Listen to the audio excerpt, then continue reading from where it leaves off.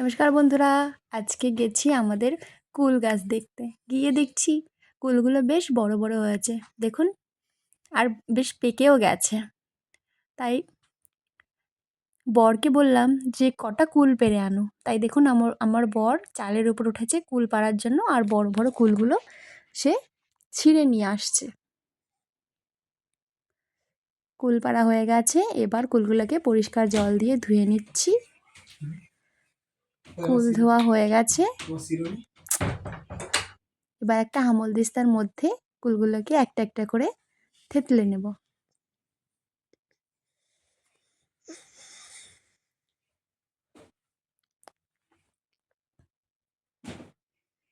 সব কটা কুল থেতলানো হয়ে গেছে, এবার ওই হামল দিস্তার মধ্যে দেব বেশ কিছুটা ধনেপাতা, দেব বেশ কটা কাঁচা লঙ্কা, আর দেব পরিমাণ মতো লবণ। আপনারা চাইলে এখানে একটু চিনি দিতে পারেন, আমি কিন্তু চিনি ব্যবহার করিনি, কারণ আমাদের কুলগুলো খেতে একটু মিষ্টি মিষ্টি।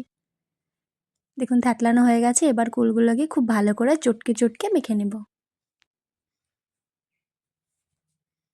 ব্যাস, আমাদের কুল মাখা কিন্তু রেডি হয়ে গেছে। দেখুন বন্ধুরা, জিভে জল আসার মতন একটা ভিডিও। Okay, thank you.